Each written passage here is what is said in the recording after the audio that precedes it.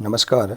आइए आज हम इस वीडियो के माध्यम से 8th ग्रेड अभ्यास पुस्तिका विषय हिंदी कक्षा 6 देखिए इस प्रकार से कक्षा 6 के लिए विषय हिंदी की 8th ग्रेड अभ्यास पुस्तिका में इस प्रकार से प्रदान की गई है। देखिए सत्र 2024-25 हेतु यह न्यू 8th ग्रेड अभ्यास पुस्तिका है।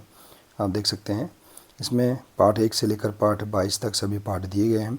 इन सभी पाठ का संपूर्ण हल हम इस चैनल के माध्यम से आसानी से समझेंगे। तो आइए देखते हैं इस वीडियो के माध्यम से पाठ 5 व्याकरण परिवार। देखिए इस पाठ के सभी प्रश्नों के आंसर हम किस प्रकार से अपनी पाठ्यपुस्तक से पूर्ण कर सकते हैं, आइए हम इसे समझते हैं। देखिए यदि आप इसी प्रकार से इसके आगे के अन्य सभी पाठ का संपूर्ण हल आप समझना चाहते हैं तो आप हमारे इस चैनल से जुड़े रहिए और इस चैनल को सब्सक्राइब अवश्य कर लें, साथ ही बेल आइकन को प्रेस ज़रूर कर लें ताकि आने वाले नए वीडियो सबसे पहले आप तक पहुँचते रहेंगे। तो आइए देखते हैं पाठ 5 व्याकरण परिवार। देखिए पाठ के पूर्व की तैयारी दी गई है, इसमें निर्देश दिए गए हैं, इन्हें आप पढ़ सकते हैं, इन्हें समझ सकते हैं। इसके बाद देखिए यहाँ दिया है व्यक्तिवाचक, जातिवाचक और भाववाचक जो संज्ञा है इसके बारे में दिया गया है, इसके उदाहरण दिए गए हैं। तो आप इसका अध्ययन कर लें। इसके बाद देखिए प्रश्नोत्तर दिए गए हैं, बहुविकल्पी प्रश्न हैं। पहला प्रश्न है पढ़ना लिखना शब्द क्या है, तो इसका है क्रिया शब्द है। बी नंबर का राइट आंसर है। विस्मयादि सूचक वाक्य कौन सा है, तो इसका राइट आंसर है सी नंबर का, अरे 9 बज गए। इसके बाद देखिए प्रश्न तीसरा, वह हंसती है कभी रोती है, किसका उदाहरण है, तो देखिए अकर्मक क्रिया का। इसके बाद है व्याकरण परिवार में मालकिन कौन है, तो इसका राइट आंसर है मालकिन क्रिया है।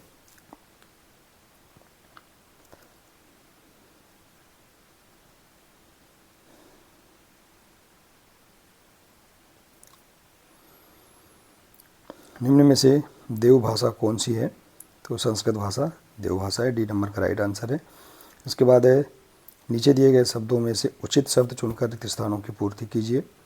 देखिए प्रश्न 6वां, व्याकरण परिवार में विशेषण और क्रिया विशेषण 2 पुत्रियां हैं। मैं घर के सारे काम करता हूँ, मैं सकर्मक क्रिया है। संज्ञा के स्थान पर उपयोग होने वाले शब्द सर्वनाम कहलाते हैं। संज्ञानंद क्रिया देवी पर निर्भर है और पशु, शेर, व्यक्ति और नदी व्यक्तिवाचक संज्ञा हैं। तो इस प्रकार से हम रिक्त स्थानों की पूर्ति कर सकते हैं। इसके बाद है अति लघु उत्तरीय प्रश्न। प्रश्न 11 है संज्ञा शब्दों के स्थान पर प्रयोग होने वाले 3 शब्द लिखिए। तो संज्ञा शब्दों के स्थान पर प्रयोग होने वाले शब्द वह, वे, तुम। इसके बाद है अकर्मक क्रिया के कोई 2 उदाहरण लिखिए। तो अकर्मक क्रिया के कोई 2 उदाहरण है, शीला हंसती है, बच्चा रो रहा है। विशेषण शब्द के कोई 4 उदाहरण लिखिए। देखिए राम अच्छा लड़का है, वह सच बोलता है, सीता गाना गाती है, काली गाय का दूध गुणकारी होता है। इसके बाद है मैं भोपाल जाता हूँ, वाक्य को भविष्य काल में बदलिए। तो देखिए भविष्य काल में मैं भोपाल जाऊँगा। लघुत्तरीय प्रश्न है निम्नलिखित विराम चिन्ह के बारे में लिखिए।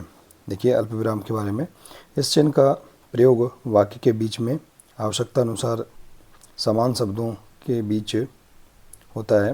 पूर्ण विराम, पूर्ण विराम कथन में पूर्ण होने पर वाक्य के अंत में पूर्ण विराम का प्रयोग किया जाता है। इसके बाद है समुच्चय बोधक शब्दों के प्रयोग करने की आवश्यकता कब होती है, तो देखिए समस्या बोधन शब्दों का प्रयोग कब किया जाता है, जब आप किसी विशेष संदर्भ में